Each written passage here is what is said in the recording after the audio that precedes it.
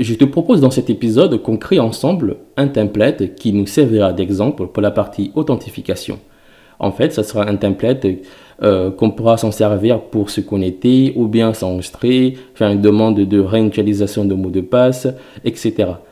Parce qu'en fait, j'ai remarqué que ici, en fin d'année 2018, début d'année 2019, de plus en plus de gens utilisent un template différent pour l'authentification et un autre template pour la partie application.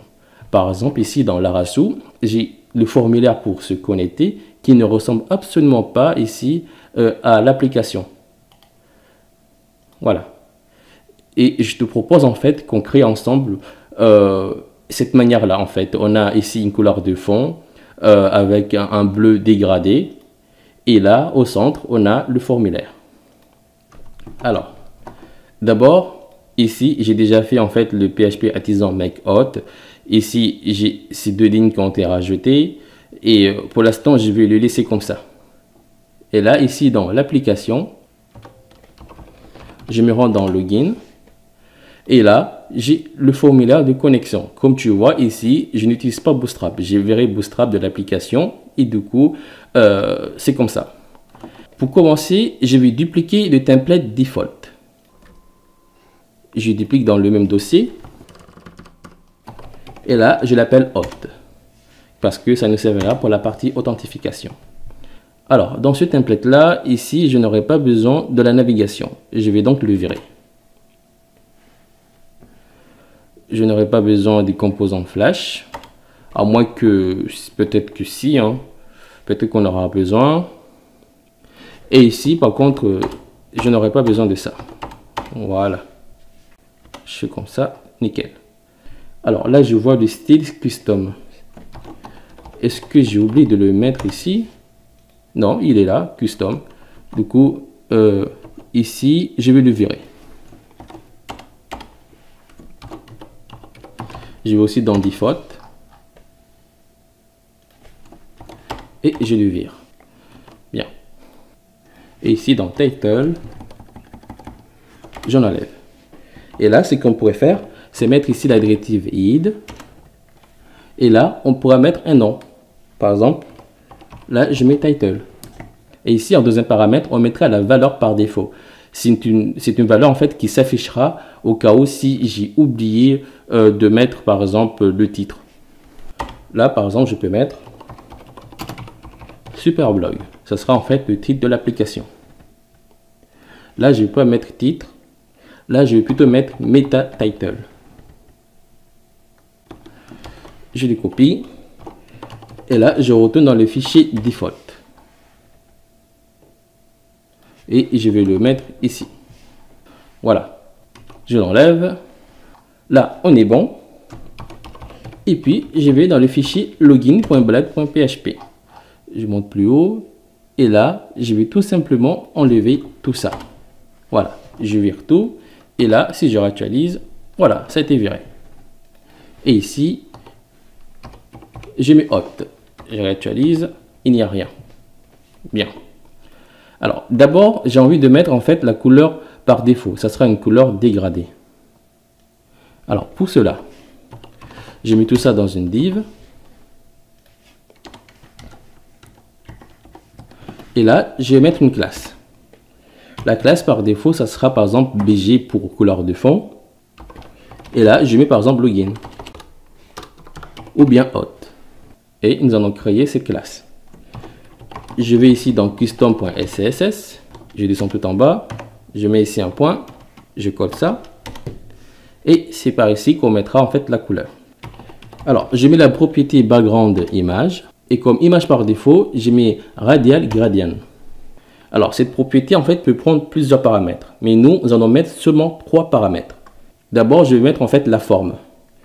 Là, je mets par exemple ellipse, at, et je mets center. Je veux que en fait, ça sera une forme d'ellipse qui sera en fait centrée au centre, tout simplement.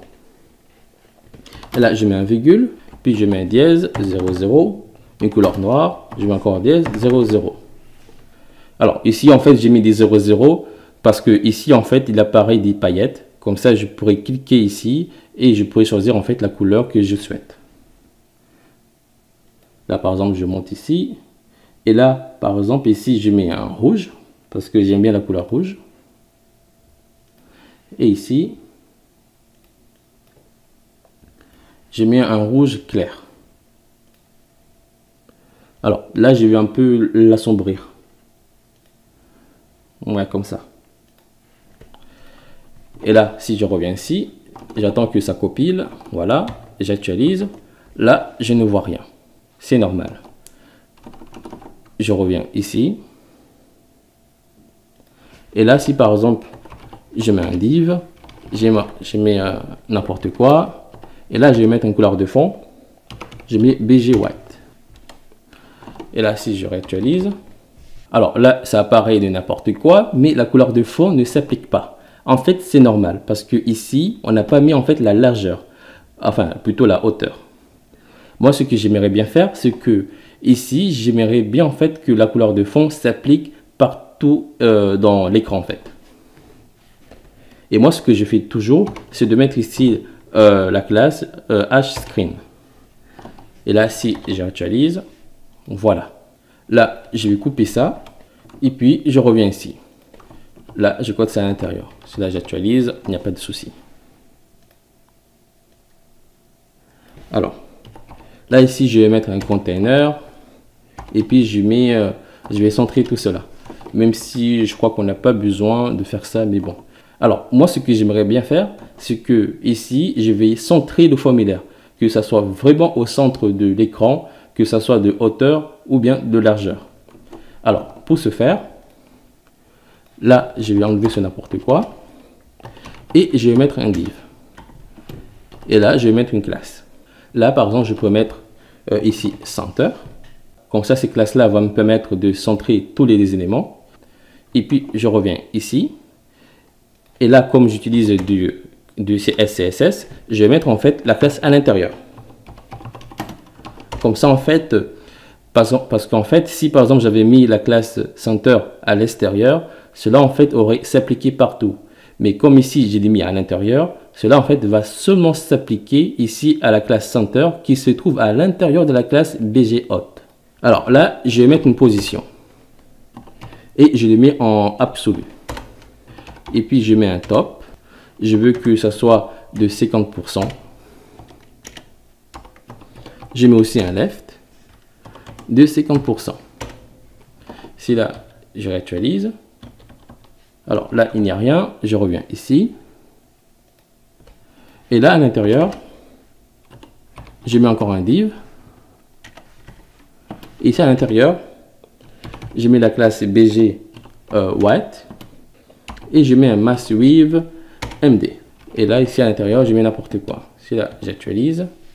Et ici, je vois apparaître de n'importe quoi. Mais il n'est pas vraiment au centre.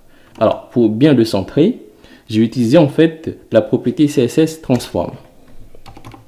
Je mets ici Transform.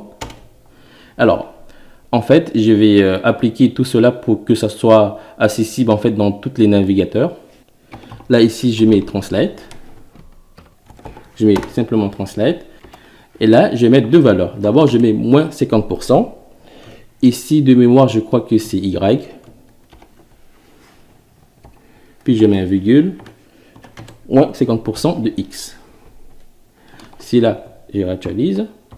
Là, il est parfaitement au centre. Bien. Je reviens ici. Et là, ici, je vais reprendre toute la largeur. Je mets donc ici un width full. Et je mets un padding de 8. Je réactualise. OK. Et puis, je vais arrondir tout ça avec rond LG. Super. Bon. Maintenant, ici, je vais mettre un titre. Je mets ici un H3. Là, je mets se connecter. Super. Et là, je vais mettre la balise forme. Alors, avant cela, je mets d'abord dans une balise de div, on ne sait jamais. Et là, comme action, je mets login. Et là, comme méthode, je mets post. Alors, tout de suite, ce que je vais mettre, je mets ici des CSRF, comme ça, il n'y aura pas d'oubli. Là, si j'actualise, nickel. Et là, je mets la balise input de type test. Je mets un name. Là, je mets email. Parce qu'en fait, par défaut, comme Laravel n'accepte que les adresses email pour se connecter, d'abord, nous, on va faire pareil. Et puis, par la suite, on verra comment se connecter avec le nom d'utilisateur ou bien l'adresse email. Alors là, je vais mettre une classe. Je fais comme ça c'est plus beau. D'abord, ici, je mets un width full. Comme ça, il prendra toute la largeur. Alors là, je trouve que le formulaire est un peu trop petit. Alors, ici, c'est normal. Là, j'enlève les centres et je les mets ici à l'intérieur. Et là, si je réactualise, super. Alors, je vais également ici agrandir ça. D'abord, je mets tout ça au centre. Et puis, je mets un test de 3 SL. Je réactualise. Super. Alors là, c'est login. Alors, ici, pour le formulaire. Si là, je clique, c'est pas super beau. Hein? Alors, ici, je vais mettre une classe. Je mets ici un padding de 4. OK. Et pour le formulaire, d'abord, je veux ici que la hauteur de haut et de bas, le padding, soit par exemple de 3. Et ici, de droite et de gauche, soit de 6. Si je clique, super. Je veux également que ici, le formulaire soit arrondi, comme ici. Je mets ici un round full. Alors là, déjà, le fond du formulaire est blanc. Je vais ici de changer et mettre par exemple gris un peu light. Là, je réactualise. Nickel. Si je clique, super. Alors déjà là, j'aime pas cet anneau. L'anneau bleu là qui entoure en fait le formulaire. C'est pas super joli. Alors pour le faire disparaître, je mets ici outline none. Je réactualise. Si je clique, super. L'anneau n'apparaît plus. Et maintenant, ce que j'aimerais bien faire, c'est lorsque je vais cliquer sur le formulaire, c'est-à-dire lorsque je fais un focus, j'aimerais bien en fait changer la couleur de fond. Comme ça, pour bien faire comprendre à l'utilisateur que là, il vient de saisir, il vient de rentrer dans le formulaire. Pour cela, je fais un focus de BG gris et je mets la test. Là, si je réactualise et que je clique, super. Alors, ici, je vais en fait copier tout ça. Hein. Et là, je vais créer par exemple une classe qui s'appellera form. Je mets login. Je mets plutôt hot. Je reviens ici. Alors, soit en fait ces classes-là, je les mets seulement en fait que ça soit seulement à l'intérieur de BG hot, ou soit en fait ça sera une classe qui sera accessible partout globalement. Moi, je le mets seulement à l'intérieur. Je mets form hot. Je mets ici la directive apply. Et je mets ça à l'intérieur. Alors, attention, comme là, j'ai mis un focus. Là, j'ai mis un et. 2 points focus. Je mets apply.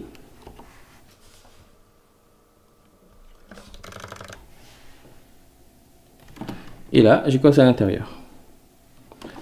Et là, j'attends que ça compile. Et là, si je réactualise, je clique. Super.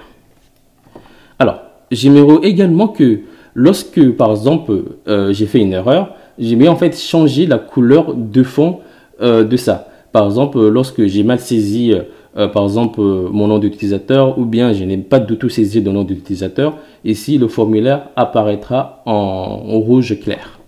Alors, pour cela, je vais dupliquer ça. Et là, ici, je mets par exemple un point. Et là, je lui dis is erreur.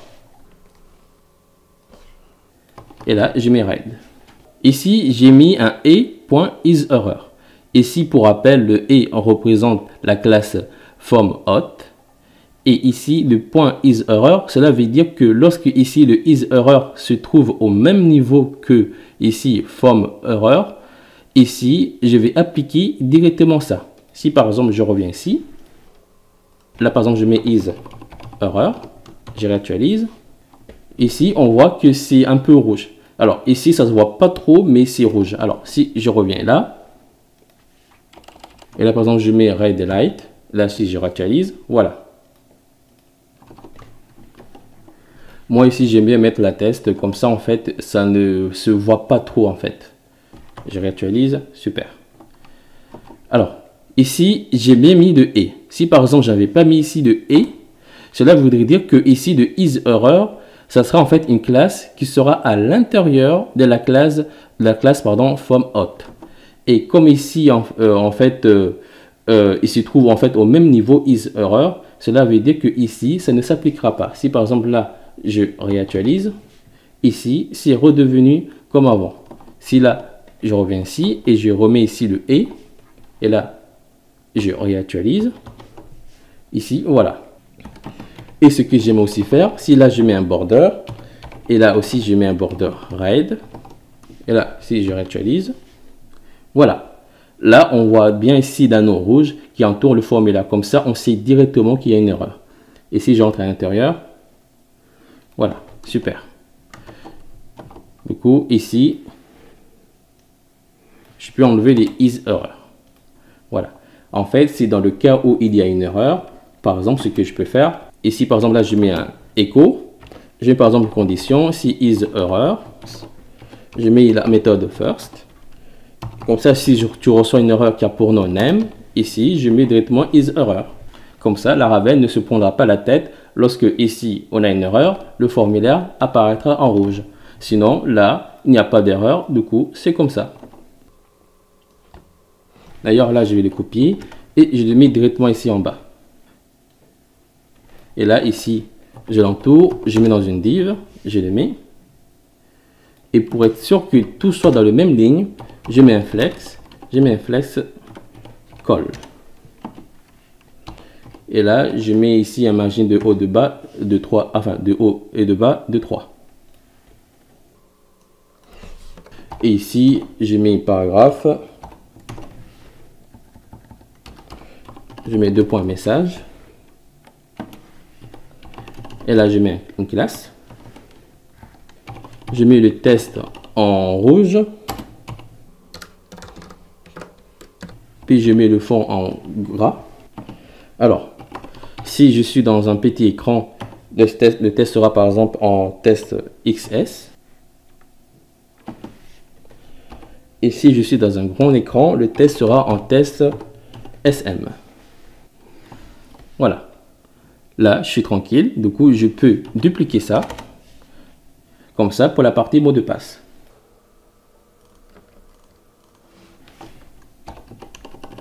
Et là, je mets password.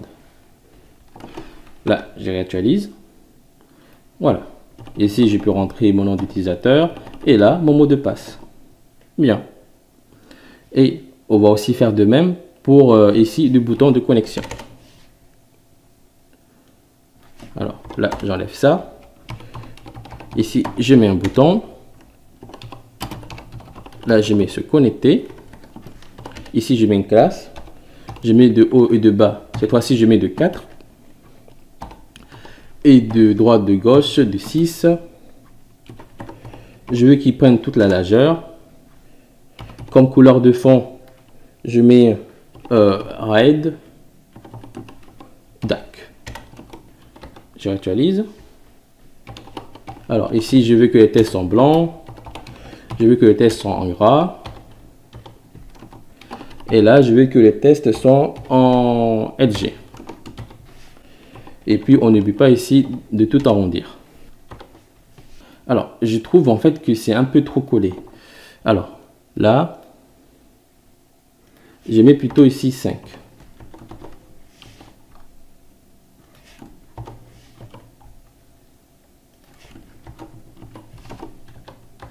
Et pour ici, je mets un margin de haut et de bas de 10.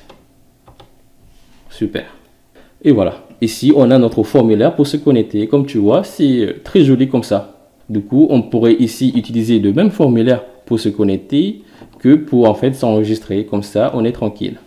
Alors, si là, je clique. Alors, là, ici, on voit la balise HTML. Mais on voit très bien qu'ici, des erreurs apparaissent. Alors, parce que ici, j'ai les échappés. Je les coupe. J'enlève ça. Et là, je l'échappe pas et je mets ça. Si par exemple là, je reclique, super. Après, là, je constate que ici, le champ est un peu trop collé en fait ici de formulaire. Je vais un peu ici le descendre. Je mets un MT de 1 et puis je mets aussi un ML de 3. Alors, je veux que ça apparaisse seulement pour les grands écrans. Si là, je reclique, super. Là, je peux copier ça et venir le coller ici. D'ailleurs, ici, j'avais mis name, mais c'est email. Là aussi, c'est email. Donc, si là, je reclique, super. Ici, par exemple, je mets n'importe quoi. Hein. Là, je mets n'importe quoi. Et là, je clique. Bien. Ici, l'erreur apparaît ici. Mais là, ici, mon adresse email, en fait, que j'avais mis a disparu. En fait, c'est normal. Ici, je mets plutôt là. Là, en fait, je mets ici value. Je mets un echo de la fonction odd. Et je mets email.